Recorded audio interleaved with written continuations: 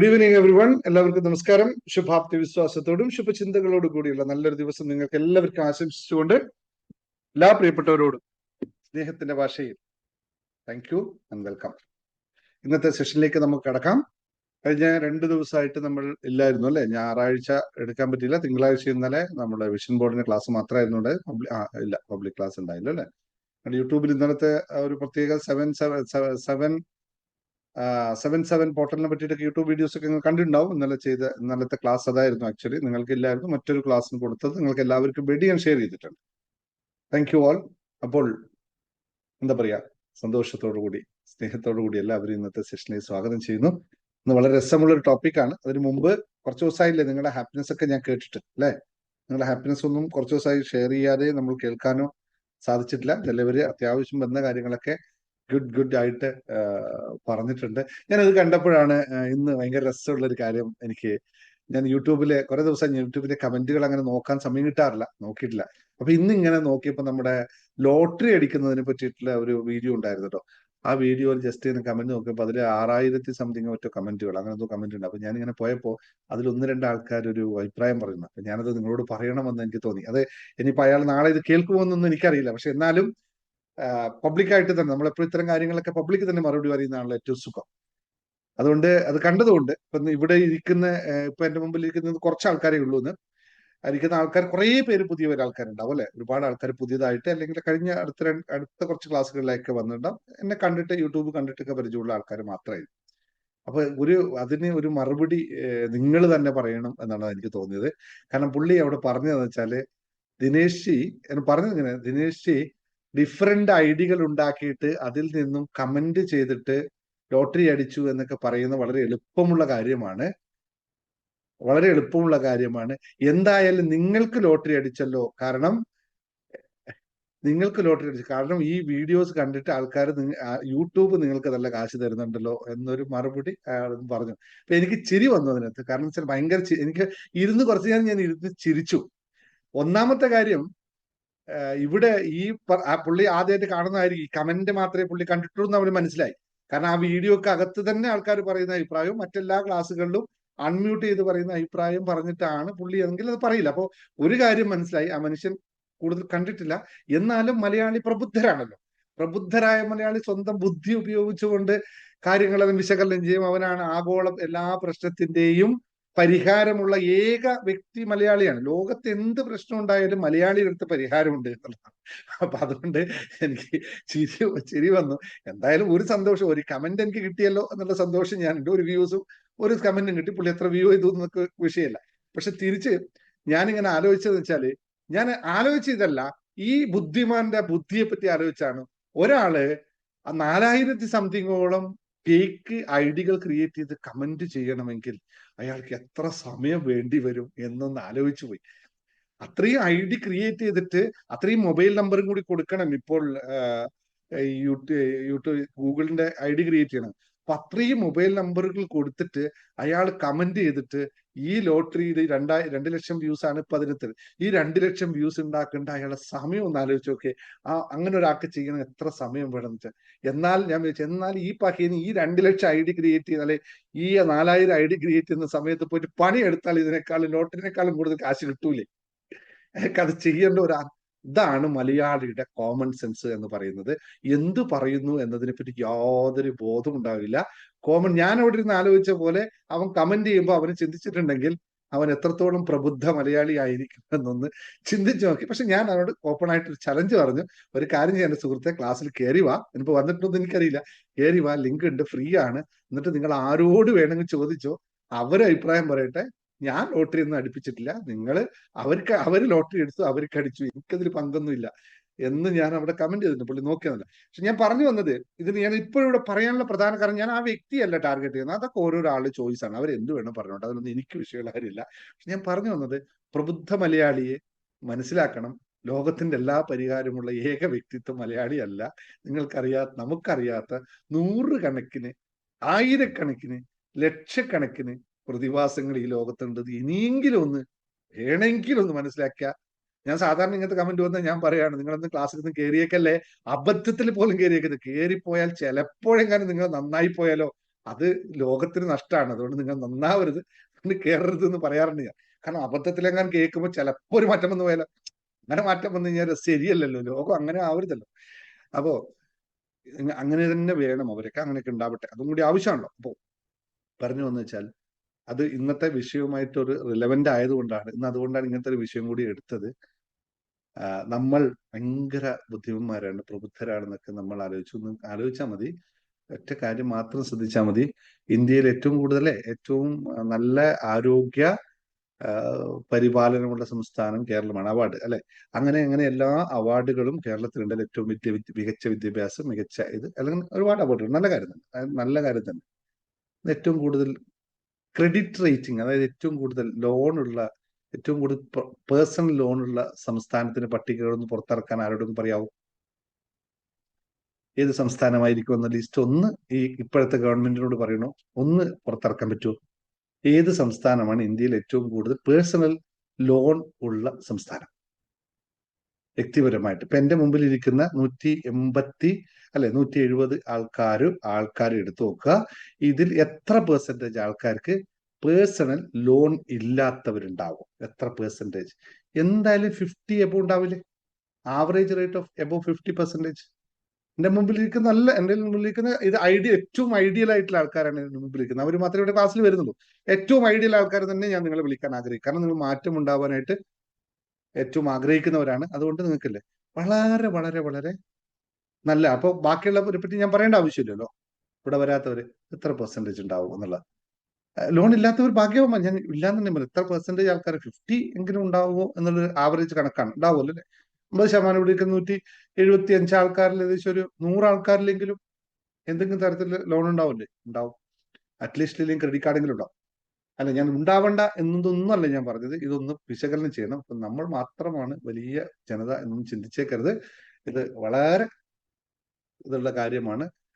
മലയാളി പ്രബുദ്ധരാണ്, ഭയങ്കര സംഭവമാണ്. ഇത് എഡ്യൂക്കേഷൻ നമ്പർ 1 ആ എഡ്യൂക്കേഷൻ, ഹയർ എഡ്യൂക്കേഷന്റെ അല്ലെ, എഡ്യൂക്കേഷൻ ഭയങ്കര സംഭവമാണ്. കേരളത്തിലെ വിദ്യാഭ്യാസത്തിനെക്കാളും മികച്ച വിദ്യാഭ്യാസം ലോകത്ത് എവിടെയുമില്ല.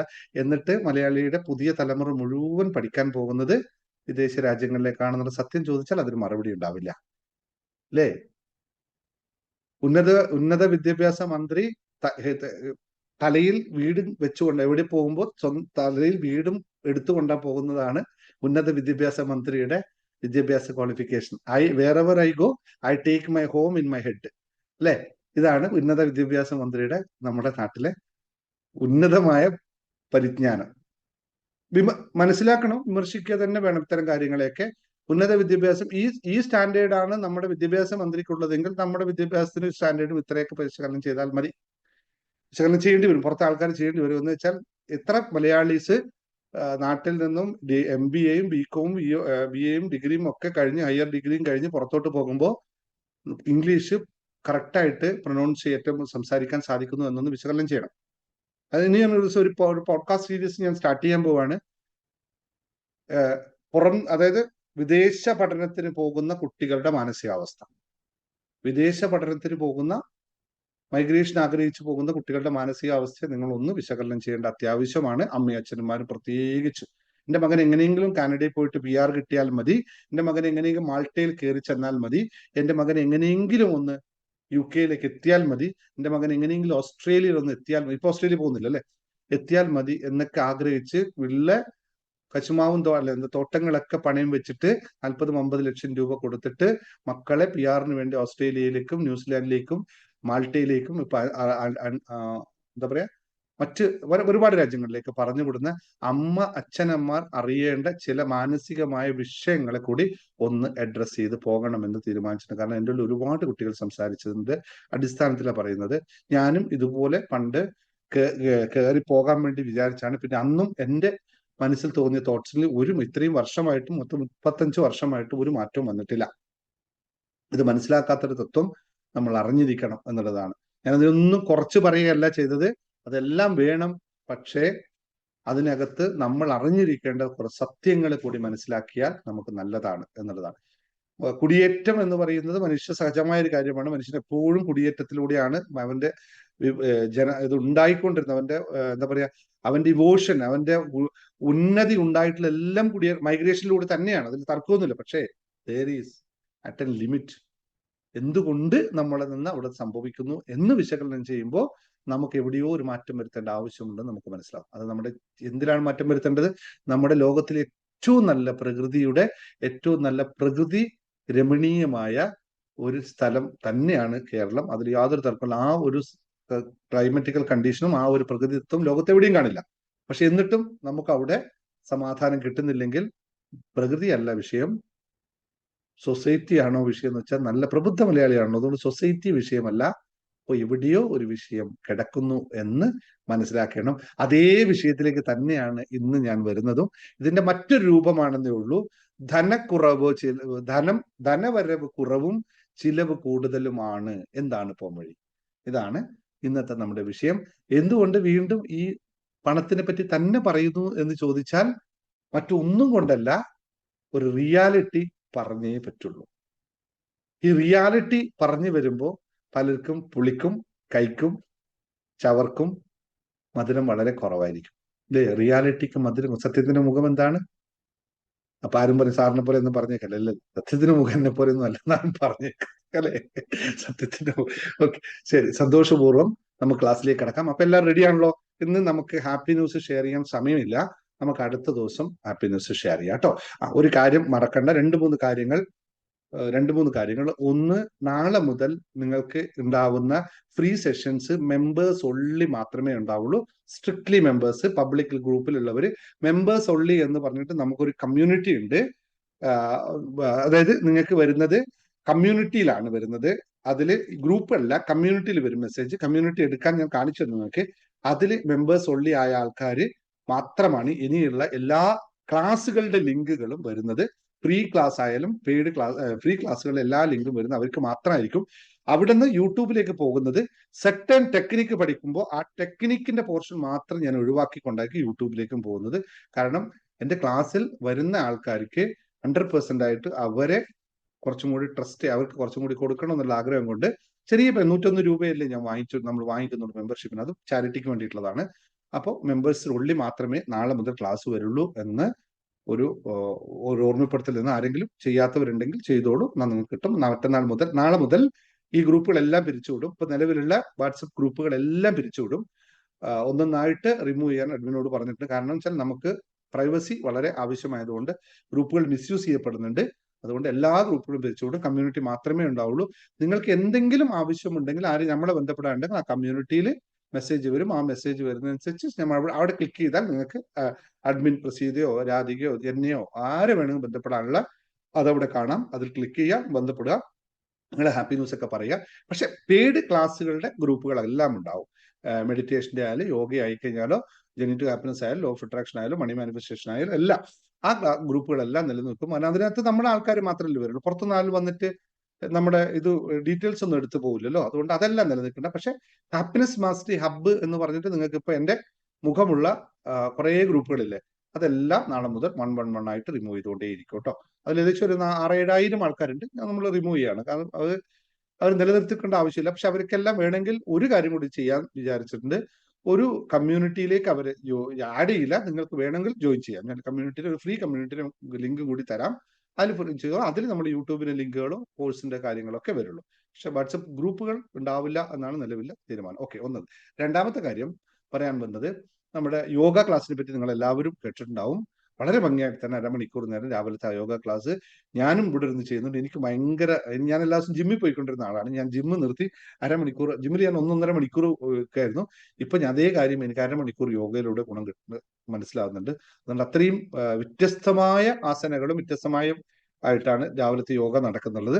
അതുകൊണ്ട് ജീവിതത്തിൽ ചെറിയൊരു മാറ്റത്തിന് തയ്യാറാകുന്നവർ ശാരീരിക മാറ്റം കൂടി ചെയ്ത് ശ്രമിച്ചേ പറ്റുള്ളൂ എന്നുള്ള ഒരു ഓർമ്മപ്പെടുത്തലുണ്ടോ, അത് നിങ്ങൾ ജോയിൻ ചെയ്യുക. പിന്നെ നമുക്ക് പറയാനുള്ളത് അത് ഞാനിപ്പോൾ ഇവിടെ പബ്ലിക്കിൽ എത്രത്തോളം ഉണ്ട് എന്ന് എനിക്കറിയില്ല. നമ്മൾ ടോട്ടലി സ്പിരിച്വൽ പ്രാക്ടീസിന് വേണ്ടിയിട്ട് ഒരു കമ്മ്യൂണിറ്റി ക്രിയേറ്റ് ചെയ്യുന്നുണ്ട്. പ്യൂർ ഓഫ് സ്പിരിച്വൽ പ്രാക്ടീസ് മാത്രമാണ് അതിനകത്ത്. അത് മെഡിറ്റേഷൻ്റെ ഒക്കെ ഇപ്പോൾ നിങ്ങൾ ചെയ്തുകൊണ്ടിരിക്കുന്നത് മെഡിറ്റേഷൻ അല്ല, അതിന്റെ അടുത്ത തലങ്ങളിലെ മെഡിറ്റേഷൻ ഉള്ള ഒരു ടോട്ടൽ അതിനുള്ള ക്ലാസ്സുകളും മറ്റൊന്നും യൂട്യൂബിലൊന്നും വരില്ല. അതൊരു ക്ലോസ്ഡ് കമ്മ്യൂണിറ്റി ആയിട്ടുള്ള സ്പിരിച്വൽ പ്രാക്ടീസ് ചെയ്യുന്നുണ്ട്. മതമോ രാഷ്ട്രീയമോ അങ്ങനെയൊന്നും അതിനകത്ത് കണ്ടില്ല. എല്ലാത്തിനും അതീതമായി സ്പിരിച്വാലിറ്റിയാണ്, ആത്മീയമായ മാത്ര കാര്യങ്ങളെ പറ്റി ചെയ്യുന്ന ഒരു കമ്മ്യൂണിറ്റി നമ്മൾ ഫോം ചെയ്തിട്ടുണ്ട്. ഇന്നലെ അതിന് ഔദ്യോഗികമായി തുടക്കം കുറിച്ചു.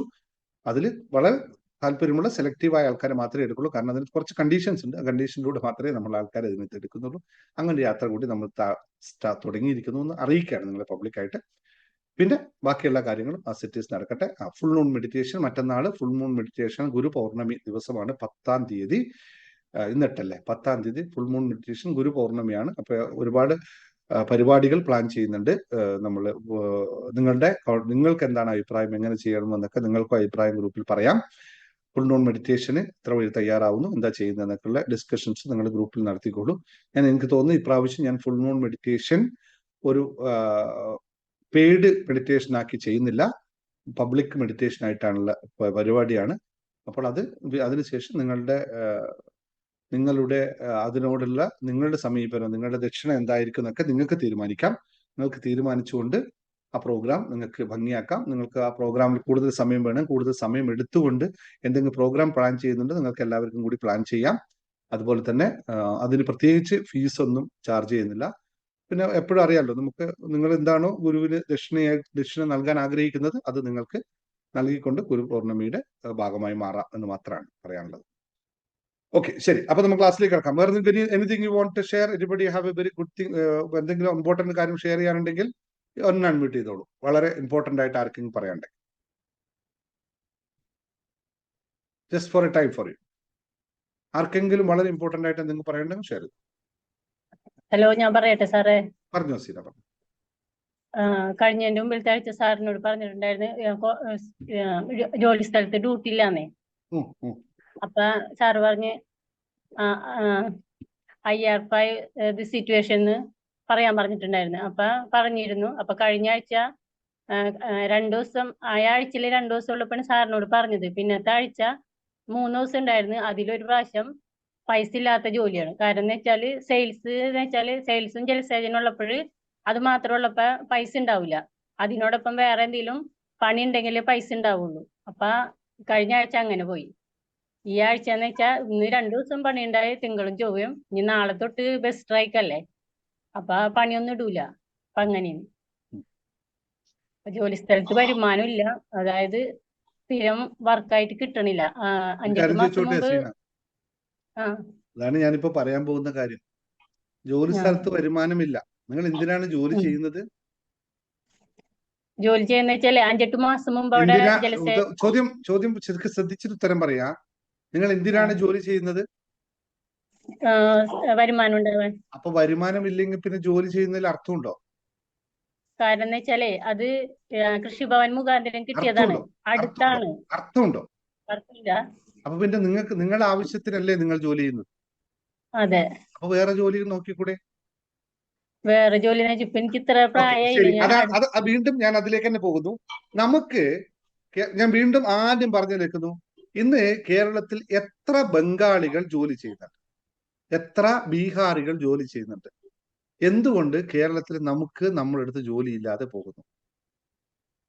ഇത് പണത്തിന്റെ കാര്യം പറഞ്ഞത് ഈ സെയിം സാധനം തന്നെ പറഞ്ഞു. നിങ്ങള് എന്താണെന്നറിയോ, ജോലി ഇല്ല എന്ന് പറയരുത്, ആരും പറയരുത് ജോലി ഇല്ലാന്ന്. ജോലി ഇല്ലാത്തതല്ല, നമ്മൾ അതിന് ശ്രമിക്കുന്നില്ല എന്നതാണ് സത്യമായ അവസ്ഥ. ഇതല്ല എന്ന് ആര് പറഞ്ഞു? ഞാൻ ഓപ്പൺ ചലഞ്ച് ചെയ്ത് സംസാരിക്കാം നിങ്ങളോട്. 5-6 മണിക്കൂർ ഞാൻ കണ്ടിന്യൂസ് സംസാരിക്കാം. ജോലി ഇല്ല എന്ന് മാത്രം ആരും പറയരുത്. ഞാൻ അതിന് ശ്രമിച്ചിട്ടില്ല എന്ന് മാത്രം പറയുക. കാരണം നിങ്ങൾ എന്നെ എന്ത് പറഞ്ഞാലും സീന, ഇതിനകത്ത് ഒരു കോൺഫിഡൻസ് ഇല്ല. കാരണം കേരളത്തിൽ നമുക്ക് എന്ത് വേണമെങ്കിലും പറയാം, പക്ഷെ ജോലി ഇല്ലാത്തതല്ല അവസ്ഥ, നമ്മൾ ചെയ്യാത്തതാണ് അവസ്ഥ എന്നത് സത്യമായിട്ട് അംഗീകരിച്ചേ പറ്റും. അത് അംഗീകരിച്ചു കഴിഞ്ഞാൽ നിങ്ങൾക്ക് നാളെ മുതൽ ജോലികൾ ഉണ്ടാവും, ഉറപ്പാണ്. അതല്ല സാർ, ഒരു മിനിറ്റ്. കൃഷിഭവൻ വഴി കിട്ടിയതുകൊണ്ട് സ്ഥിരാവുന്നാണ് വിചാരിച്ചു പോയത്. കൃഷിഭവൻ കിട്ടിക്കോട്ടെ, കേരള ഗവൺമെന്റ് മുഖ്യമന്ത്രി നേരിട്ട് തന്നോട്ടെ.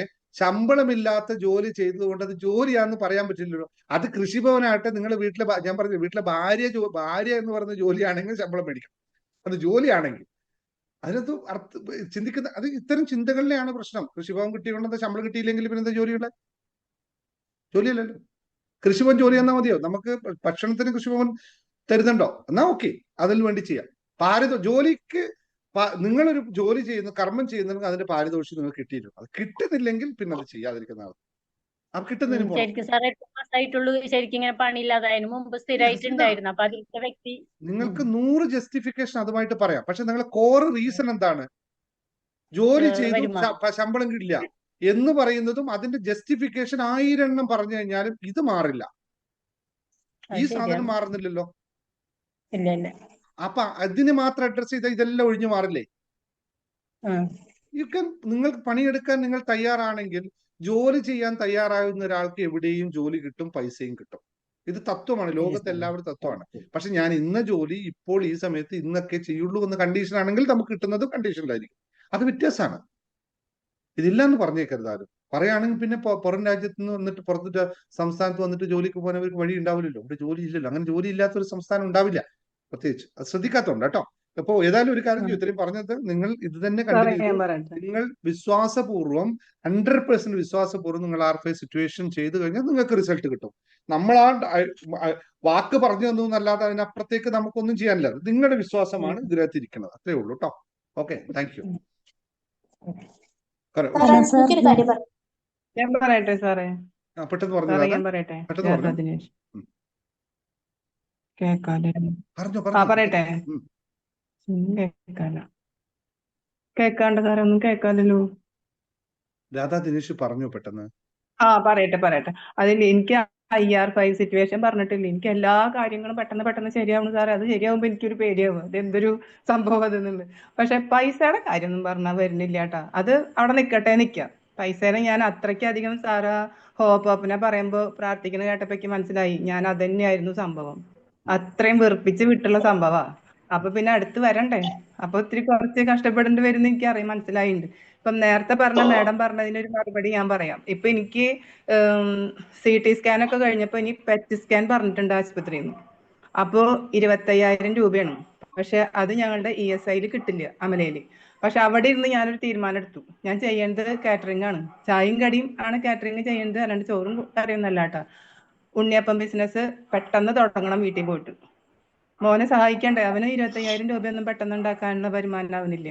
അത്ര എനർജിക്ക് അവിടെ നിന്ന് തന്നെ കിട്ടി. സാറ് പറഞ്ഞിട്ടില്ലേ, നമ്മളൊരു ടാർഗറ്റ് വിചാരിച്ചു കഴിഞ്ഞാല് നമ്മുടെ ശമ്പളം ഒന്നും അതിലേക്ക് എത്തണില്ലെങ്കിൽ അടുത്ത പണി നോക്കണം, വെറുതെ ഇരിക്കാൻ പാടില്ല എന്ന്.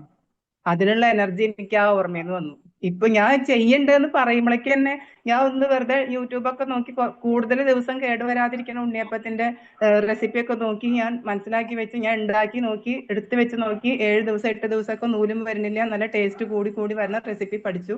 ഉണ്ടാക്കാൻ തുടങ്ങുമ്പോഴേക്കും ആൾക്കാർ എന്നോട് പറഞ്ഞു തുടങ്ങി, ഞങ്ങൾ മേടിക്കാട്ടോ. നാളെ തൊട്ട് ഞാനത് ഉണ്ടാക്കി കൊടുക്കാൻ പോവാ. അപ്പൊ നമുക്ക് അടുത്ത വരുമാന മാർഗം ഉള്ളതിൽ കൂടെ ഒരു വരുമാന മാർഗം. സാറിന്റെ ആ വാക്കാട്ടാ, നമ്മുടെ ടാർഗറ്റിലേക്ക് എത്താനില്ല എന്ന് കണ്ട അടുത്തത് നോക്കണം, ഉള്ളത് തന്നെ വെച്ചിരിക്കാൻ പാടില്ല എന്നുള്ളത്. അപ്പൊ അതിന് താങ്ക് യു. ആ വാക്കിന്റെ എനർജിയാണ് എനിക്കും കിട്ടിയിട്ടുള്ള ഊർജം. അപ്പൊ നാളെ തൊട്ട് ഞാൻ തുടങ്ങുന്ന സാറിന്റെ ഒരു അനുഗ്രഹം കൂടി വേണം. Thank you. ഇതാണ് നമുക്ക് വേണ്ട ഊർജം. ഇതാണ് നമ്മൾ കൊടുക്കുമ്പോൾ നിങ്ങൾക്ക് എടുക്കേണ്ടത്. ഈ കാര്യത്തിലാണ് ആ ഇൻസ്പിറേഷനിൽ മുമ്പോട്ട് പോകാൻ സാധിക്കണം. അത് നല്ല കാര്യം. അല്ല, ആ 25,000 ഒരു 5,000 എനിക്ക് കൊടുക്കാൻ പറ്റിയ അത് എന്റെ ഭാഗത്തു നിന്നുള്ള ഒരു കഴിവായില്ലേ, ഒരു ഉപകാരമായില്ലേ മുഴുവൻ. CT സ്കാൻ എടുത്തപ്പോ എന്താ പറഞ്ഞത്? CT സ്കാനിൽ ഒരു കുഴപ്പമില്ല സാറേ. പക്ഷെ അവർക്ക് CEA എന്ന് പറഞ്ഞ ഒരു സംഭവം എവിടെയോ കൂടുതലുണ്ട് അത്ര. അത് അറിയാനാണ് ഇപ്പൊ PET എടുക്കുന്നത്. പക്ഷെ എനിക്കൊരു കുഴപ്പമില്ല കേട്ടോ. എവിടെ കുഴപ്പമെന്ന് അറിയാനില്ല. ഇനി PET കൂടി എടുത്തോട്ടെ, അപ്പൊ അറിയാലോ. ഇനി അറിയാതെ നിങ്ങൾക്ക് ഒരു കുഴപ്പമില്ലെങ്കിൽ വെറുതെ 25,000 കൊണ്ട് കൊടുക്കണം. അല്ല, ഇനി കുഴപ്പമില്ലാന്ന് വിചാരിച്ചിരുന്നിട്ട് എവിടെയെങ്കിലും വല്ല കുഴപ്പം. സാറിന്റെ ഈ വർത്തമാനങ്ങളാണ് എനിക്ക് വീണ്ടും ഞാൻ അതൊന്ന് കറക്റ്റ് ചെയ്തോട്ടെ. എനിക്ക് പ്രത്യേകിച്ച് കുഴപ്പമില്ല. എന്നാൽ എന്തെങ്കിലും കുഴപ്പമുണ്ടോ എന്ന് ചെക്ക് ചെയ്യാനായിട്ട് 25,000 കൊടുത്തിട്ട് ഒരു കുഴപ്പം മേടിക്കണം. അല്ല സാറേ, ബ്ലഡ് ടെസ്റ്റ് ചെയ്യുമ്പോ CA കൂടുക. അപ്പൊ അത് കുറക്കണം. അതെവിടെ കുറയ്ക്കേണ്ടത്? അത് എവിടെ കുറക്കേണ്ടത്? 25,000 വേണ്ട, 2,000 വെച്ച് ഞാൻ പറഞ്ഞുതരാം.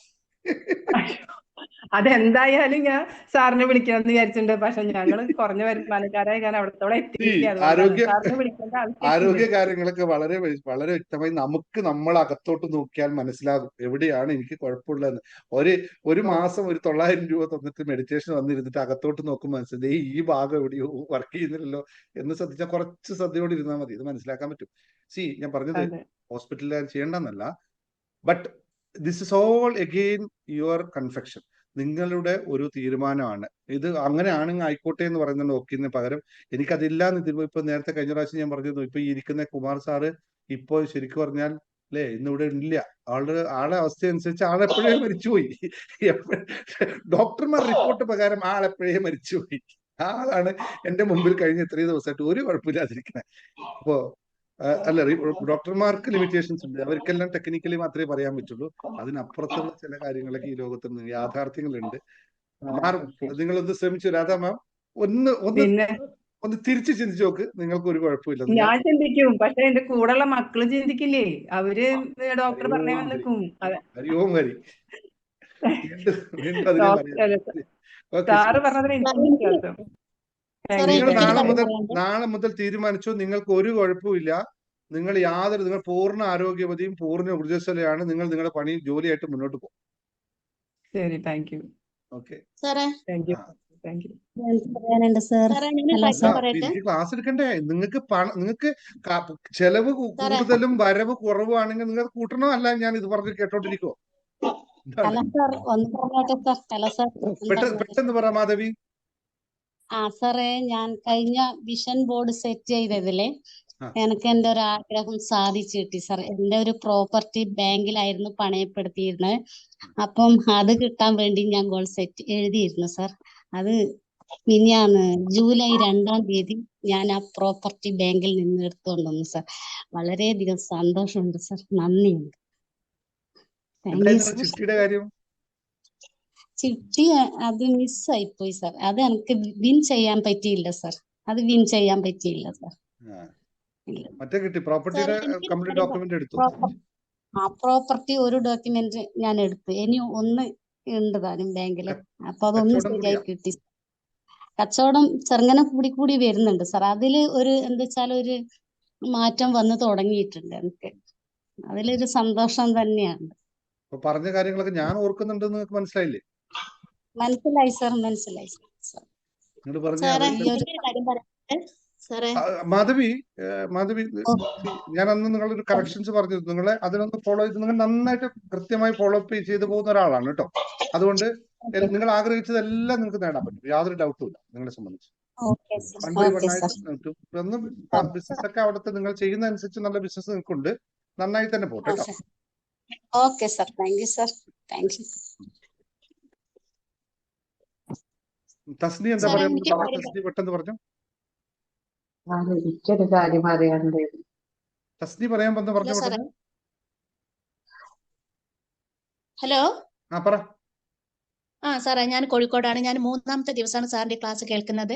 കുറെ യൂട്യൂബ് ചാനലും കണ്ട് മതിയായിട്ടാണ് ഇപ്പൊ ലാസ്റ്റ് ആണ് സാറിന്റെ വീഡിയോ കണ്ടിട്ടാണ് ഞാൻ അതിൽ ജോയിൻ ചെയ്തത്. എനിക്ക് പറയുകയാണെങ്കിൽ ഞാൻ ഇന്ത്യൻ കോഓപ്പറേറ്റീവ് ക്രെഡിറ്റ് സൊസൈറ്റിയിലാണ് അവിടെ ഡെവലപ്മെന്റ് ഓഫീസറായിട്ട് വർക്ക് ചെയ്യുന്നത് 3 വർഷമായി.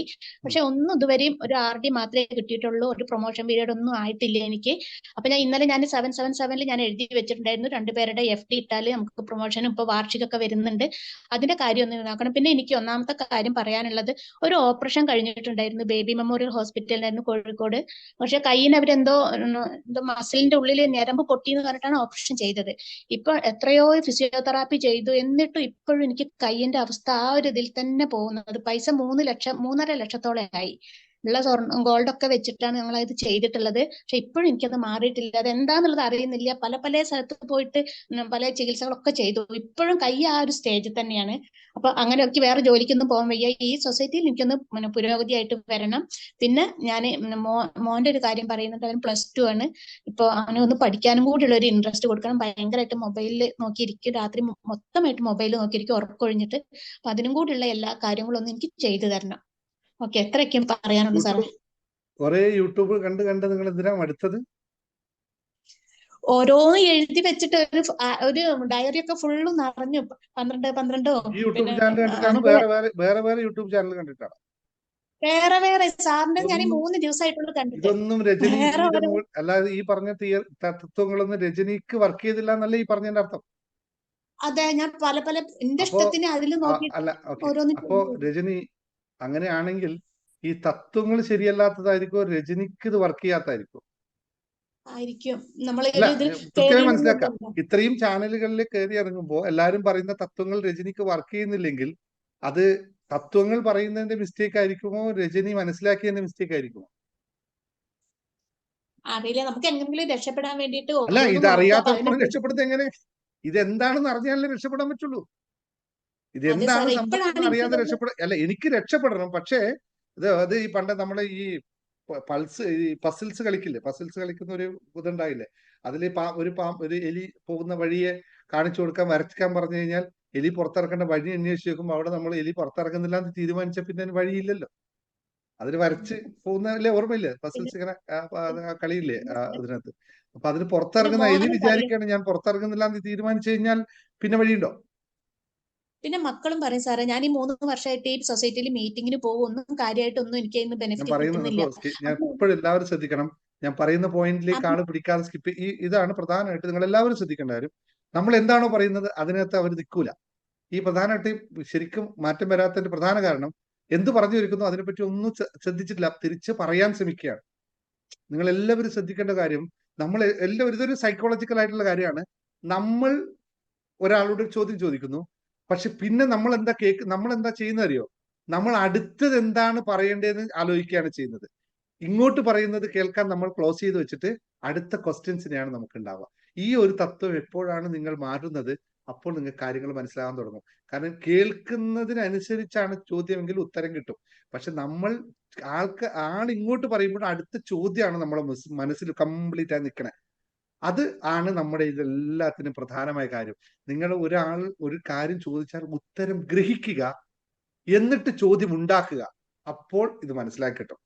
ഇത് മനസ്സിലാക്കിയാൽ മതി. രജനിയോട് പെട്ടെന്ന് ഒരു മറുപടി പറയാൻ പറ്റില്ല. കാരണം രജനി അതായത് രജനിയുടെ അവസ്ഥ ഒരു 100 മൈൽ സ്പീഡിൽ ഓടിക്കൊണ്ടിരിക്കുന്ന എഞ്ചിനും ആ എഞ്ചിന്റെ 4 ടയറും ഒന്നിച്ച് ബ്രേക്ക് അടിച്ചാൽ എങ്ങനെയായിരിക്കും ആ എഞ്ചിന്റെ അവസ്ഥ. ഇതാണ് രജനിയുടെ ഇപ്പോഴത്തെ അവസ്ഥ. അതുകൊണ്ട് ഇതിന് മറുപടി ഇവിടെ പറയാൻ സാധിക്കില്ല രജനി.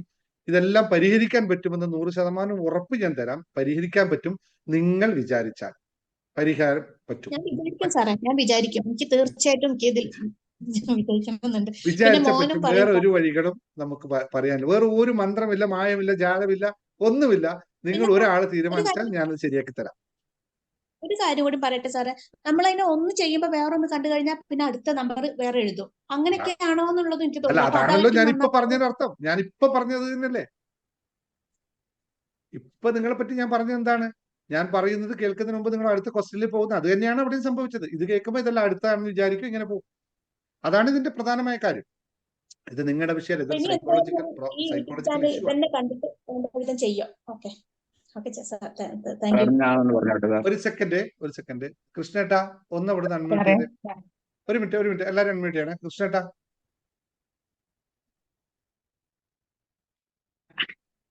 സാർ ചേച്ചി, ഞാൻ വാട്സപ്പിൽ അയച്ച മെസ്സേജ് നിങ്ങൾ ഇതുവരെ കണ്ടിട്ടില്ല കേട്ടോ? കണ്ടു ഞാൻ റിപ്ലൈ ഇട്ടിട്ടുണ്ട്. ഇല്ല. അപ്പൊ എന്നിട്ട് ഇപ്പൊ കുറെ പോയിട്ട് എന്നാണ് ഞാൻ 3 പ്രാവശ്യം വിളിച്ചിരുന്നു, നിങ്ങൾ കോളും കണ്ടെടുത്തില്ല. അത് എന്താ ഞാൻ ഇവിടുന്ന് അറിയില്ല സാർ. ഇന്റർനാഷണൽ നമ്പറിന്ന് 3 പ്രാവശ്യം വിളിച്ചിരുന്നു, നിങ്ങൾ എടുത്തില്ല. ആ കോള് കിട്ടിയില്ല. ഓക്കെ, ചേച്ചി വന്നോ ഇപ്പൊ? ഒന്നും കുഴപ്പമില്ല. ഉഷാറായിരിക്കുന്നോ? ഞാൻ സുഖമായിട്ടിരിക്കുന്നത്. പറ ചേച്ചിയെ, ഹലോ, ആ ഹോസ്പിറ്റലിൽ പോയിട്ട് കുറച്ച് കാശൊക്കെ കൊടുത്തിട്ട് വന്നു അല്ലേ? അവര് മരുന്നൊക്കെ തന്നേക്കുവാണ് പമ്പിങ് കൂടാനുള്ള. 3 മാസം കഴിഞ്ഞിട്ട് എന്താന്ന് വെച്ചാൽ തീരുമാനം എടുത്താൽ മതി എന്ന് പറഞ്ഞു. 3 മാസം കഴിഞ്ഞിട്ട് എന്ത് തീരുമാനമാണ് ഇത് വേണ്ടത് ടീച്ചർക്ക്? ഓപ്പറേഷൻ വേണ്ടി വരും. 3 മാസമായിട്ട് എന്താ വേണ്ടത്? പമ്പിങ് കൂടിയാലേ ഓപ്പറേഷൻ അല്ല, ചെയ്യാൻ അല്ല, പറ്റുള്ളൂ. അതുകൊണ്ട് 3 മാസമായിട്ട് നിങ്ങൾക്ക് എന്താ വേണ്ടത്? പമ്പിങ് കൂടണം. 3 മാസമായിട്ട് കഴിഞ്ഞിട്ട് പമ്പിങ് കൊണ്ട് ആദ്യം പറഞ്ഞെന്താ? 3 മാസത്തിനുള്ളിൽ പമ്പിങ് കൂടണം. ഇപ്പൊ പമ്പിങ് കൂടിയോ? ഇപ്പൊ നമ്മള് ഒരു പ്രാവശ്യം ടെസ്റ്റ് ചെയ്താൽ പിന്നെ അവര് പറഞ്ഞിട്ടേ ടെസ്റ്റ് ചെയ്യാൻ പോവുള്ളൂ. ചേച്ചിക്ക് ഇപ്പൊ പമ്പിങ് കൂടിയോ? ഇപ്പൊ പമ്പിങ് കൂടിയോന്ന് അറിയാൻ പറ്റില്ല. എക്കോ എടുത്താലേ അറിയാൻ പറ്റുള്ളൂ. ആണോ? എന്റെ ഹൃദയം അടിക്കുന്നോന്ന് എനിക്ക് അറിയില്ലല്ലേ. ഇപ്പൊ കഴിഞ്ഞ കൃഷ്ണൻ പ്രാവശ്യം അല്ല ഹോസ്പിറ്റലിൽ ചെന്നപ്പോ ചേച്ചി ചേച്ചി ഒരു ചോദിച്ചോട്ടെ, കൃഷ്ണേട്ടന്റെ ഹൃദയം അടിക്കുന്നുണ്ടോ? അടിക്കുന്നുണ്ട് ഉണ്ട്. എന്റെ ഹൃദയം, നമ്മളെ ഹൃദയം അടിക്കുന്നുണ്ട്. ഇല്ലല്ലേ? അതറിയില്ല. അതിന് നമ്മുടെ എക്കോ എടുത്ത് നോക്കണം. പക്ഷെ ഇനി ഞാന് മൂന്ന് എന്താന്ന് വെച്ചാല് നിങ്ങളുടെ I respect you on that way, really I respect you. ഞാൻ അതല്ല പറഞ്ഞ, ഈ ശ്രദ്ധക്കുറവ് തന്നെയാണ് നമുക്ക് ജീവിതത്തിൽ വരുന്നത് കേട്ടോ. ഈ ശ്രദ്ധക്കുറവിലേക്ക് ഒന്ന് തിരിഞ്ഞു നോക്കിയാൽ മതി. ഏതായാലും കഴിഞ്ഞതൊക്കെ നമുക്ക് ഒന്നുകൂടി സംസാരിക്കാം കേട്ടോ. ടൈം കട്ടെത്താം സർ കേട്ടോ. ഞാൻ വിളിക്കാം. ഞാൻ താങ്ക് സർ ഒന്നുകൂടി സംസാരിക്കാം. Okay, thank you. അപ്പൊ എല്ലാവരോടും തൽക്കാലം നമുക്ക് ക്ലാസ് കിടക്കാൻ സമയമില്ല, മറ്റില്ലെങ്കിൽ സമയമില്ല. 8 മണി. സമയം ഇപ്പൊ മറ്റേ ക്ലാസ് എടുക്കണ്ടേ? ഓക്കെ, അപ്പൊ ഇന്ന് പെട്ടെന്ന് പറഞ്ഞു പോകാനേ പറ്റുള്ളൂ. കൂടുതൽ പറയാൻ സമയം കിട്ടില്ല. നമുക്ക് വിഷൻ ബോർഡിന്റെ ക്ലാസ് ഉണ്ട്. എത്ര മണിക്കാത് പ്രസീത? എത്ര മണിക്കാണ് വിഷൻ ബോർഡ് ക്ലാസ്? എത്ര മണിക്കാണ് ഇതാ വിഷൻ ബോർഡിന്റെ ക്ലാസ് പറഞ്ഞത്? സമയത്ത് 8 മണി. അനിത, വിഷൻ ബോർഡിന്റെ ക്ലാസ് എത്ര മണിക്കാ? അത് കണ്ടിട്ടേ ഇല്ലല്ലേ? 9 മണി. 9 മണിക്കല്ലേ? 9 മണിക്കല്ലേ? 8:46 അല്ലേ? സംസാരിച്ച് കഴിയുമ്പോൾ ഇല്ല. അപ്പോ ഓക്കെ, ശരി. കുറച്ച് കാര്യങ്ങൾ മാത്രം പറഞ്ഞു പോകാം ഇന്നത്തെ ഈ സെഷന്റെ. അപ്പോ എല്ലാം റെഡി ആയിക്കോളൂ. Happy and ready. Come on, happy and ready. പെട്ടെന്ന് ആയിക്കോട്ടെ. പെട്ടെന്ന് ശുഭാപ്തി വിശ്വാസത്തോടു കൂടി നിങ്ങൾ എല്ലാവരും തുടങ്ങുക. നമ്മുടെ പ്രധാനപ്പെട്ട വിഷയം, നമ്മൾ പറയാൻ ഉദ്ദേശിച്ച വിഷയങ്ങളാണ് പലരും ഇവിടെ മറ്റൊരു രൂപത്തിൽ പറഞ്ഞത്. നമ്മുടെ പ്രധാനപ്പെട്ട വിഷയം ധനവരവ് ചെലവ് കൂടുതലാണ്. അത് നമ്മൾ എടുക്കുമ്പോൾ എല്ലാവർക്കും പറയാൻ പറ്റും, അങ്ങനെയാണ് നമ്മുടെയൊക്കെ യാഥാർത്ഥ്യം അല്ലെ? നമ്മുടെ യാഥാർത്ഥ്യത്തെ പറ്റിയിട്ടാണ് പറയുന്നത്. അങ്ങനെയാണല്ലോ നമുക്ക് സംഭവിക്കുന്നത് എന്നത് അല്ലെ? ഇതൊരു യാഥാർത്ഥ്യമാണ് അല്ലെ? Everybody agree for that? ഇതൊരു യാഥാർത്ഥ്യമല്ലേ? നമ്മുടെ പണവരവ് കുറവും ചെലവ് കൂടുതലല്ലേ? ഇത് യാഥാർത്ഥ്യമാണെന്ന് പറയുന്നവരൊക്കെ എസ് അടിച്ചോളൂ. ഇത് യാഥാർത്ഥ്യമാണ്. പണം തികയുന്നില്ല എന്നുള്ള, അത് പണവരവ് കുറവും ചെലവ് കൂടുതലുമാണ് എന്നുള്ളത് യാഥാർത്ഥ്യമല്ലേ? ആണല്ലോ അല്ലെ? യെസ്. Everybody say yes.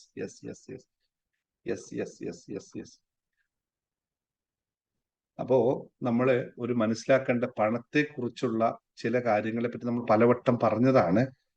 യഥാർത്ഥത്തിൽ നിങ്ങൾ എല്ലാവരും യെസ് പറയുകയാണ്, പണം തികയുന്നില്ല എന്നുള്ളത്.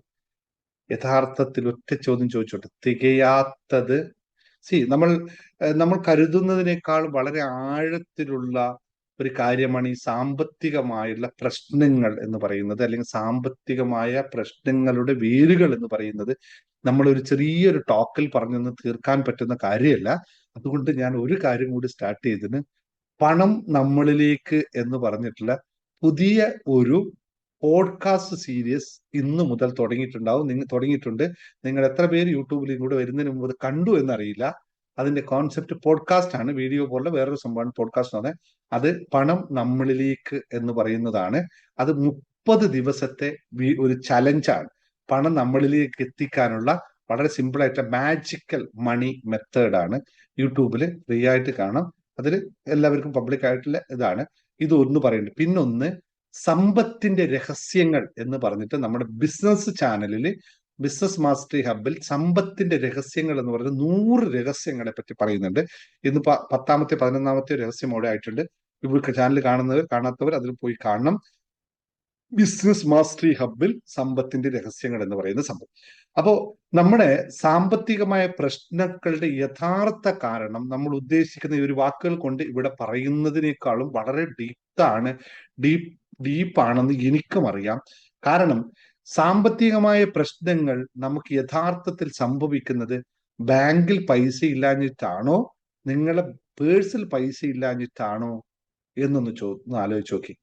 നിങ്ങളുടെ സാമ്പത്തിക പ്രശ്നം യഥാർത്ഥത്തിൽ നിങ്ങളുടെ ബാങ്കിൽ പൈസ ഇല്ലാഞ്ഞിട്ടാണോ, നിങ്ങളുടെ പേഴ്സിൽ പൈസ ഇല്ലാഞ്ഞിട്ടാണോ, അല്ല മറ്റെന്തെങ്കിലും ആണോ? ഇതൊന്ന് വേർതിരിച്ചെടുത്താലേ ബാക്കി കാര്യങ്ങൾ സംസാരിക്കാൻ പറ്റൂ. എന്നാലോചിച്ച് നോക്കിയേ. പണം തികയുന്നില്ല എന്ന പ്രശ്നത്തിന്റെ അടിസ്ഥാനം എവിടെയോ ഒരു കുറവ് അനുഭവിക്കുന്നു എന്നതല്ലേ? ഇതെവിടെയാണ് ഈ കുറവ് അനുഭവിക്കുന്നത് എന്ന് മനസ്സിലാക്കിയാൽ പണവരവ് കുറയാനും ചിലവ് കൂടാനും എന്താണ് കാരണം എന്ന് മനസ്സിലാവും. ഒന്നുകൂടി ചിന്തിച്ചു നോക്കുക. പണം തികയുന്നില്ല, രണ്ടുമില്ല. വളരെ കറക്റ്റാണ്, രണ്ടുമില്ല. ബാങ്കിൽ പൈസയില്ല, പിന്നെ ബാങ്കിൽ പൈസയില്ല, ഇത്രയും വലിയ ബാങ്കുകളിൽ പൈസ ഇല്ല എന്നാണ് പറയുന്നത്. ബാങ്കിൽ പൈസ ഇല്ല എന്ന് പറഞ്ഞാൽ പിന്നെ ഈ ബാങ്കുകളൊക്കെ ഉണ്ടോ? ബാങ്കിൽ പൈസയുണ്ട്, കയ്യിലും പൈസ ഇല്ല. ആരുടെ കയ്യിലെ പൈസ ഉണ്ട് ഇവിടെ? ഒരാൾ പറയും എന്റെ കയ്യിൽ പൈസ ഉണ്ട് എന്ന് പറഞ്ഞ് ഒരാളെ കണ്ടു. എന്റെ കയ്യിൽ എന്തായാലും ഇല്ല. ആരുടെയും കയ്യിലുണ്ടോ പൈസ ഇവിടെ ഇരിക്കുന്നേ? ഇല്ലല്ലോ അല്ലെ? നിങ്ങൾ രണ്ട് സ്റ്റേറ്റ്മെന്റ് പറഞ്ഞത് തെറ്റാണ്. ബാങ്കിൽ പൈസ ഇല്ല എന്ന് പറഞ്ഞാൽ നിങ്ങൾ അംഗീകരിക്കുമോ? ബാങ്കിൽ പൈസ ഇല്ല എന്ന് പറഞ്ഞാൽ ആരെങ്കിലും അംഗീകരിക്കോ? ഇല്ല, ബാങ്കിൽ പൈസയുണ്ട്. കയ്യിൽ പൈസ ഇല്ല എന്ന് പറഞ്ഞാൽ നിങ്ങൾ ആരെങ്കിലും ഉണ്ട് എന്ന് പറയും? ഈ ഇരിക്കുന്ന 200 ചില്ലറ ആൾക്കാർ, ആരെങ്കിലും 250 ആൾക്കാർ പോയിട്ട് എന്റെ കയ്യിൽ പൈസ ഉണ്ട്, ആരുടെ കയ്യിലാണ് പൈസ ഉണ്ട്? രണ്ടും ഇല്ല. രണ്ട് പറഞ്ഞ കാര്യം തെറ്റാണെന്ന് ഒറ്റയടിക്ക് പറഞ്ഞല്ലോ അല്ലേ? ഇതൊന്നല്ല. അപ്പൊ എവിടെയാണ് തികയാത്ത അവസ്ഥ വരിക? വരുമാനമില്ല, കറക്റ്റാണ്. എനിക്ക് വരുമാനമേ ഇല്ല, എന്റെ കയ്യിലില്ല, ആരുടെ കയ്യിലും ഇല്ല, എന്റെ അക്കൗണ്ടിലും ഇല്ല, കറക്റ്റാണ്. ഇതൊന്നും കുഴപ്പമില്ല. പണം തികയുന്നില്ല എന്ന പ്രശ്നത്തിന്റെ അടിസ്ഥാനം പണത്തിന്റെ കുറവാണോ അല്ല നമ്മുടെ മനസ്സിന്റെ ഉള്ളിലെ കാര്യമാണോ? ഇതാണ് ഇന്നത്തെ ചോദ്യം. നിങ്ങളുടെ പേഴ്സണൽ പൈസ ഇല്ല, അതൊക്കെ ഓക്കെ, എന്നോട് കൊടുത്തു. നിങ്ങൾ ഇത് ആലോചിക്കുക, പണം തികയുന്നില്ല എന്ന് പറയുന്നത് നമ്മുടെ മനസ്സിന്റെ വിഷയമല്ലേ, പണമില്ലാത്ത വിഷയമല്ലല്ലോ. അതായത് നമ്മളതിന് നമ്മളെ മനസ്സിലേക്ക് ആകർഷിച്ചെടുക്കാൻ, അല്ലെങ്കിൽ നമ്മുടെ മനസ്സിലേക്ക് അതിനെ രൂപപ്പെടുത്തിയെടുക്കാനുള്ള കഴിവില്ലായ്മ മാത്രം ശ്രദ്ധിച്ചാൽ പോരെ. അപ്പോൾ നമ്മൾ കരുതുന്ന പോലെയുള്ള ഒരു വിഷയമല്ല സാമ്പത്തിക പ്രശ്നമെന്ന് ഇവിടെ മനസ്സിലാക്കുക. നമ്മൾ യഥാർത്ഥത്തിൽ കരുതുന്ന വിഷയമല്ല. പേഴ്സിൽ പൈസ ഇല്ലാത്തതല്ല വിഷയം, ബാങ്കിൽ പൈസ ഇല്ലാത്തതല്ല വിഷയം. അതിനേക്കാളും അപകടകരമായ ഒരവസ്ഥയാണ് ഇവിടെ ഈ സാധനം ഇല്ലാത്തത്. പേഴ്സിൽ വേണമെങ്കിൽ നമുക്ക് ഒരാളെ കൊണ്ട് ഒരു 100 രൂപ 1000 രൂപ വെപ്പിക്കാം, എന്നാൽ പേഴ്സിൽ പൈസ വരും. അക്കൗണ്ടിൽ വേണമെങ്കിൽ മറ്റൊരാളെ കൊണ്ട് കുറച്ച് പൈസ അക്കൗണ്ടിൽ ഇടിയിപ്പിക്കാം, എന്നാൽ നിങ്ങൾ സമ്പന്നരാകുമോ? എന്നാൽ പണക്കാരനാകുമോ? ഇത് രണ്ടാണ് നിങ്ങളുടെ പ്രശ്നമെങ്കിൽ ഇത് രണ്ടും ചെയ്താൽ ആരെങ്കിലും പണക്കാരനായി മാറിയിട്ടുണ്ടോ? ആരെങ്കിലും മാറിയിട്ടില്ലല്ലോ. പിന്നെ അതവിടെ ഇല്ലേ, മനസ്സിന്റെ പ്രശ്നമാണ്. അപ്പൊ പറഞ്ഞു വരുന്നത്, നമ്മുടെ പലപ്പോഴും നമ്മുടെ ബാങ്ക് അക്കൗണ്ടിലെ ബാലൻസിനേക്കാൾ ഉപരിയായി നമ്മുടെ ചിന്താരീതി, വികാരങ്ങൾ, സ്വഭാവങ്ങൾ എന്നിവയുമായി ബന്ധപ്പെട്ടിരിക്കുകയാണ് ഈ പണം വരവിന്റെയും ചെലവിന്റെയും കാര്യം. അപ്പോൾ നമ്മൾ ഈ സെഷനിലൂടെ അതിലേക്ക് ഒരു ആഴത്തിൽ കടന്നു ചെല്ലാൻ ശ്രമിച്ചു നോക്കാം. എനിക്ക് തോന്നുന്ന സമയപരിമിതി കൊണ്ട് നമ്മൾ പകുതി വെച്ച് നിർത്തേണ്ടി വരും. അടുത്ത ദിവസം ഇത് തന്നെ വീണ്ടും സംസാരിക്കാം. നമ്മുടെ സാമ്പത്തിക ജീവിതത്തെ നയിക്കുന്ന അല്ലെങ്കിൽ നിയന്ത്രിക്കുന്ന മാനസികമായ ഘടകങ്ങളെ തിരിച്ചറിയുകയും അത് മാറ്റിയെടുക്കാനും സാധിച്ചു കഴിഞ്ഞാൽ നമുക്കിതിന് പരിഹാരമുണ്ടാക്കാം. ഒരു റിയാലിറ്റി ഞാൻ പറഞ്ഞു തരാം. നിങ്ങൾ എല്ലാവരും ഇപ്പോൾ പണം കുറവാണ്, ചിലവ് കൂടുതലാണെന്ന് പറയുന്ന നിങ്ങൾ എല്ലാവരോടും ഒരു കാര്യം ചോദിച്ചോട്ടെ, ചിലവ് നിങ്ങൾക്ക് ചുരുക്കാൻ സാധിക്കുമോ? നിങ്ങളുടെ വരുമാനത്തിനനുസരിച്ച് നിങ്ങൾക്ക് ചിലവിനെ നിയന്ത്രിക്കാൻ സാധിക്കുമോ എന്ന് ശ്രമിച്ചവർ എത്ര പേരുണ്ട്? അതെ, വരുമാനം കുറവ് എന്ന് പറയുന്നത് എവിടെയാണ് ഈ കുറവ് എന്ന് പറയുന്നത്? ചെലവ് കൂടുമ്പോഴാണല്ലോ വരുമാനം കുറവ് എന്ന് പറയുന്നത്. അങ്ങനെയല്ലേ വരുന്നത്. ഇപ്പോ ഒരാൾക്ക് 2 ലക്ഷം രൂപ ശമ്പളം കിട്ടുന്നുണ്ട്, അയാളുടെ ചെലവ് എത്രയായിരിക്കും? രണ്ടുപേരും നമുക്ക് കമ്പാരിസൺ എടുക്കാം. ഒരാൾ 5000 രൂപ മാസ വരുമാനമുണ്ട്, അയാൾ ജീവിക്കുന്നുണ്ട്, വീടും ഒക്കെ ഉണ്ട്, ജീവിക്കുന്നുണ്ട്. മറ്റൊരാൾക്ക് 2 ലക്ഷം രൂപ വരുമാനമുണ്ട്, അയാളും ജീവിക്കുന്നുണ്ട്. 5000 രൂപ ശമ്പളമുള്ളയാൾ 5000 രൂപ ചെലവാക്കി ജീവിക്കുന്നുണ്ട്. അപ്പൊ 2 ലക്ഷം രൂപ ശമ്പളമുള്ളവർ 5000 ചെലവാക്കി ജീവിക്കാൻ പറ്റൂലേ അവർക്ക്? നിങ്ങൾ വരവും ചെലവുമാണ് കണക്കുകൂട്ടെങ്കിൽ ചെയ്യാൻ പറ്റൂലേ? അപ്പൊ 1,92,000 രൂപയൊക്കെ സേവിങ്സ് വരുമോ? ഇതെവിടെയാണ് വരാതിരിക്കുന്നത്? അപ്പോ നമ്മൾ വരുന്നത് മാസാമാസം നമുക്ക് വരുമാനം കിട്ടിയിട്ടും എന്തുകൊണ്ടാണ് മാസാവസാനം മനസ്സിൽ ഒരു വിഷമം നിറയുന്നത്, തികയാന്നില്ല എന്നുള്ളത് ഒന്ന് ആലോചിച്ച് നോക്കുക. നിങ്ങൾ വലിയ ശമ്പളമുള്ള ഒരാളായിട്ടും എന്തുകൊണ്ടാണ് പിന്നെയും പിന്നെയും കടത്തിൽ പെട്ടുപോകുന്നത്? ശമ്പളം കൂടുതലുള്ളവർക്ക് കൂടുതൽ കടമാണ്, ശമ്പളം കുറഞ്ഞവർക്ക് കുറവ് കടമാണ്. പൈസ ഉള്ളവർക്കാണ് കൂടുതൽ, കാശ് കൂടുതൽ ലഭിക്കുന്നവനാണ് കൂടുതൽ കടമെന്ന് മനസ്സിലാക്കുക. അപ്പൊ സാമ്പത്തിക ബുദ്ധിയുടെ, ഫൈനാൻഷ്യൽ ഇന്റലിജൻസിന്റെ കുറവാണോ നമുക്കിവിടെ ഉള്ളത്? മറിച്ച് അല്ലെങ്കിൽ മൈൻഡ് ഇന്റലിജൻസിന്റെ കുറവാണോ നമ്മൾ അനുഭവിക്കുന്നത്? ഇതെല്ലാം ശ്രമിക്കുന്നതിൽ മാത്രമാണ്. ഞാൻ ഒരു കാര്യം വീണ്ടും നിങ്ങളോട് പറയുന്നു, എവിടെയാണ് നിങ്ങൾക്ക് അതായത് ചെലവ് കൂടിയത് എന്ന് നിങ്ങൾ എപ്പോഴും വിശകലനം ചെയ്തിട്ടുണ്ടോ? അതായത് ഒരു 20,000 രൂപ വരുമാനമുള്ള ഒരാൾ 25,000 രൂപ ചെലവാക്കുന്നുണ്ടെങ്കിൽ നിങ്ങളൊന്ന് ഇരുന്ന് കണക്ക് കൂട്ടി എന്റെ ചെലവ് 25,000-ൽ നിന്ന് കുറക്കാൻ എനിക്ക് പറ്റിയിട്ടില്ല എന്ന് അല്ലെ, നമ്മൾ ഭയങ്കര പ്രബുദ്ധരല്ലേ, ഭയങ്കര ബുദ്ധിമാന്മാരല്ലേ. ബുദ്ധിമാന്മാരെ നമ്മൾ എത്ര പേര് ബുക്കും പേപ്പറും എടുത്തിട്ട് എഴുതി നോക്കിയിട്ടുണ്ട്, എന്റെ ചെലവ് 25,000 രൂപ മാസം എങ്ങനെ വന്നു, എനിക്ക് 20,000 വരുമാനമുള്ളൂ എന്ന് എഴുതി കണക്ക് കൂട്ടിയിട്ട് തോറ്റ എത്ര ആൾക്കാർ ഈ 266-ൽ 255, ഞാൻ എഴുതി കൂട്ടുന്നവനാണ്, എന്നെ ഒഴിച്ചിട്ട് നിങ്ങൾ 265 പേരിൽ എത്ര പേര് കൂട്ടിയിട്ടെന്ന് പറയുക. എന്നിട്ട് കൂട്ടിയിട്ട് എപ്പോഴും കെ എം മാണി ബഡ്ജറ്റ് അവതരിപ്പിച്ച പോലെ കമ്മി ബഡ്ജറ്റാണോ നിങ്ങൾക്ക്, മിച്ച ബഡ്ജറ്റ് നിങ്ങൾക്ക് ഉണ്ടായിട്ടുണ്ടോ? എത്ര പേർക്കുണ്ട്? എത്ര പേർക്ക് പറയാൻ പറ്റും? ഇതൊന്നും വിഷയമുള്ള കാര്യമല്ല സജീവ് ഈ പറയുന്നത്. ഞാൻ പറയുന്ന സബ്ജക്ട് എന്തോ സജീവ് പറയുന്നത് വേറെന്തോ. എനിക്ക് ജോലിയില്ലെങ്കിൽ ജോലിക്ക് പോകണം അല്ലേ? കമ്മി എന്തുകൊണ്ട് കമ്മി വരുന്നു? അപ്പൊ പറയും ലോൺ അടക്കാനുണ്ട് എന്ന് പറയും. എന്നൊന്നും പറഞ്ഞേക്കരുത്. ലോൺ മോളിന്ന് വന്നതൊന്നും അല്ലല്ലോ. ലോൺ ഇതേ കമ്മി കമ്മി കമ്മി കൂടിയിട്ട് വന്ന സാധനമാണ് ലോൺ. അതുകൊണ്ട് ലോൺ എന്ന് പറഞ്ഞേക്കരുത് അല്ലേ? എന്തുകൊണ്ട് വന്നു, എവിടെയാണ് വന്നത്? ഒറ്റ കാരണം മാത്രമേ ഉള്ളൂ. only one reason റീസൺ ഒന്ന് ടൈപ്പ് ചെയ്ത് നിങ്ങള്. അങ്ങനെ വന്നിട്ടുണ്ടെങ്കിൽ ഇതെല്ലാം രണ്ടാമത് വന്ന ആശുപത്രിയൊക്കെ ഇവിടെ ലോകത്തുണ്ടെന്ന് ജനിച്ചപ്പോഴേ നമുക്കറിയാം. വെറുതെ ആശുപത്രി പോയിട്ട് എന്നാ ഇങ്ങോട്ട് പോകുന്ന വഴിക്ക് ഇങ്ങോട്ട് വാട്ടോ, നിങ്ങളത് തല പരിശോധിക്കട്ടെ എന്ന് പറഞ്ഞിട്ട് ആശുപത്രി ബില്ലൊന്നും അടിച്ചു തന്നിട്ടില്ലല്ലോ. നിങ്ങൾ ഏതോ ഒരു അസുഖം ഉണ്ടായിട്ടാണ്. ഈ ശരീരം ഉണ്ടെങ്കിൽ ഇതൊരു അസുഖം ഉണ്ടാവുമെന്ന് എനിക്ക് നല്ല ബോധം ഉണ്ടാവും അല്ലെ? ഇതില്ലാത്തവരില്ലല്ലോ. ഈ കൂട്ടത്തിൽ ഇരിക്കുന്ന ആൾക്കാരുടെ കൂട്ടത്തിൽ എത്ര പേർക്ക് മരിക്കുന്നവരുണ്ട് ഇവിടെ? മരിക്കുന്ന ആൾക്കാർ എത്ര പേര് ഇവിടെ ഉണ്ട്? ആരെങ്കിലും ഉണ്ടോ? ആരും ഉണ്ടാവില്ലല്ലേ? 268 പേരിൽ ഞാൻ ഒഴികെ നിങ്ങൾ ആരെങ്കിലും മരിക്കുന്നവരുണ്ടോ അവിടെ? ഞാൻ എന്തായാലും മരിക്കും.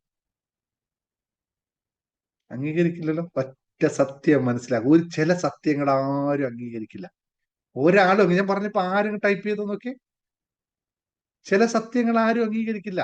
നിങ്ങൾ ഫൈനാൻഷ്യൽ ഡിസിപ്ലിൻ ഇല്ല എന്ന് ഞാൻ പറഞ്ഞു കഴിഞ്ഞാൽ ആരും അംഗീകരിക്കാത്ത പോലെ തന്നെയാണ് മരണമുണ്ട് എന്ന് പറഞ്ഞാൽ ആരും അംഗീകരിക്കില്ല.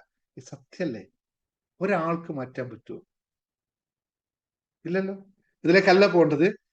പണം നമുക്ക് കടം വരാനുള്ള, വരവിനേക്കാളും ചെലവ് കൂടാനുള്ള ഒരൊറ്റ കാര്യമാണ് സാമ്പത്തികമായിട്ടുള്ള നമ്മളെ ഡിസിപ്ലിൻ ഇല്ലായ്മ. അത് നിങ്ങൾ ഏത് റീസൺ എടുത്തു പറഞ്ഞാലും ദാറ്റ്സ് ട്രൂ. ഇപ്പോൾ നേരത്തെ പറഞ്ഞില്ലേ, നേരത്തെ രാധാ ദിനേശ് പറഞ്ഞൊരു ഉദാഹരണം കണ്ടില്ലേ, അവസാനം പറഞ്ഞെത്തിച്ചത്. എനിക്കങ്ങനെ വിഷയങ്ങളൊന്നുമില്ല, എന്നാൽ അതൊന്ന് കൺഫേം ചെയ്യാമല്ലോ എന്ന് കരുതി ഞാൻ ഓവർ ടൈം പണിയെടുത്തിട്ട് 25,000 ഉണ്ടാക്കിയിട്ട് അവിടെ പോകുമ്പോഴേക്കും ഈ ഓവർ ടൈം പണിയെടുത്ത ഫുൾ പ്രഷറിൽ എത്തിയിട്ട് അവിടെ BP ടെസ്റ്റ് ചെയ്യുമ്പോൾ ഹൈ ആയിരിക്കും. കഴിഞ്ഞല്ലോ, തീർന്നില്ല. ഈ ഓവർ ടൈം പണിയെടുത്തിട്ട് 25,000 ഉണ്ടാക്കിയിട്ട് അവിടെ കൊണ്ട് ടെസ്റ്റ് ചെയ്യാൻ 25,000 കൊടുത്തു. അപ്പോഴേക്കും ഓൾറെഡി നമുക്ക് ഷൂട്ടപ്പ് ചെയ്തു, കഴിയേണ്ടത് കഴിഞ്ഞു. പിന്നെ ഒരു 2 ലക്ഷം രൂപ അതിനു വേണ്ടി ചെലവാക്കും. ഇതല്ലേ ബുദ്ധിമാന്മാരായ മലയാളി ചെയ്യുന്നത്? എന്താണ് ശീലായി ഇങ്ങനെ ഉറങ്ങണേ? എന്തുറക്കായത് എല്ലാ ദിവസവും? ഓക്കെ, ഒന്ന് ശ്രദ്ധിക്കട്ടോ. നല്ല കാര്യം. നിങ്ങൾ ഇരിക്കുന്നുണ്ടല്ലോ, അത് നല്ല കാര്യം. അപ്പോ സാമ്പത്തികമായ ബുദ്ധിമുട്ട് യഥാർത്ഥത്തിൽ നിങ്ങളുടെ മനസ്സിന്റെ സൃഷ്ടിപരമായ മനസ്സിന്റെ ഒരു വിഷയമെന്ന് ഒന്ന് മനസ്സിലാക്കുക. നമുക്ക് വേണ്ടത് സാമ്പത്തിക ബുദ്ധി, ഫൈനാൻഷ്യൽ ഇന്റലിജൻസിനെക്കാളും മൈൻഡ് ഇന്റലിജൻസ് ആണ്. നമ്മൾക്ക് മാനസികമായിട്ടുള്ള ഒരു രീതി നമ്മൾ ഉണ്ടാക്കി കഴിഞ്ഞാൽ, ഇപ്പൊ സിന്ധു സത്യനൊക്കെ വന്നിരിക്കും പുസ്തകവുമായിട്ട് റെഡിയാണ്. എന്തായാലും സാറ് പറഞ്ഞ് എനിക്ക് എഴുതിയെടുക്കാനുണ്ട്, ഇത് പ്രാവർത്തികമാക്കാനുണ്ട്. അതുകൊണ്ട് അതിന്റെ റിസൾട്ട് അവിടെ നാളത്തെ കച്ചവടത്തിൽ കാണുക തന്നെ ചെയ്യും. കാരണം ഇത് മനസ്സിലാക്കി എഴുതി വെച്ച് പ്രാക്ടീസ് ചെയ്തു. സത്യസന്ധമായി ജീവിക്കാനാകാതെ പണത്തിന്റെ പിന്നാലെ ഓടി ഒരു നിമിഷം പോലും ശാന്തമായി ഉറക്കം ലഭിക്കാതെ പോകുന്ന എത്രയോ പേരുണ്ട് നമ്മുടെ ചുറ്റും. പണിയെടുക്കുക, എന്നിട്ടോ ചിലവഴിക്കുക. അവസാനം എന്ത് കിട്ടും?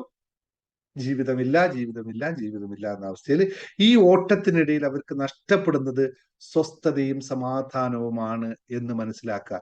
അപ്പോൾ സ്വസ്ഥതയും സമാധാനം നഷ്ടപ്പെടുമ്പോൾ പണം അതിന്റെ വഴിയേ പോകും. പുറത്ത് കാണുന്ന പണത്തിന്റെ പ്രശ്നങ്ങൾക്ക് പിന്നിൽ മനസ്സിൽ ഉറങ്ങിക്കിടക്കുന്ന ഈ സത്യങ്ങളാണ് എന്ന് മനസ്സിലാക്കിയാൽ നമുക്ക് വരുമാനം കൂടുതലും. എന്തായാലും ലളിത വേണു പൈസയൊക്കെ എടുത്ത് കൗണ്ട് ചെയ്യുന്നുണ്ട്. എന്തായാലും എനിക്ക് തരാനുള്ള ആ തീരുമാനത്തിലാണെന്ന് തോന്നുന്നു. സാർ ഇതൊക്കെ പറയും, ഒന്ന് എണ്ണി നോക്കാം, ഇന്ന് എനിക്ക് എത്ര കിട്ടി, എന്നിട്ടൊന്ന് കണക്ക് വെച്ച് കളയാം. ആ കണക്ക് കൃത്യമാക്കി ബാലൻസ് ഇന്ന് തീരുമാനിച്ചത്. ഞാൻ ഇനി ഇപ്പോഴും കണക്ക് നോക്കിയിട്ടേ ഇനി മുന്നോട്ട് പോലെ. ഇത്തരം തീരുമാനങ്ങൾ, ഇൻസ്റ്റന്റ് തീരുമാനങ്ങളാണ് നമുക്ക് ആവശ്യം കേട്ടോ. ഇങ്ങനെ ആയിരിക്കണം. അപ്പോ എല്ലാ സാമ്പത്തിക പ്രശ്നങ്ങളും വാസ്തവത്തിൽ മാനസിക പ്രശ്നങ്ങളുടെ മറഞ്ഞ രൂപങ്ങളാണ് എന്നറിയുക.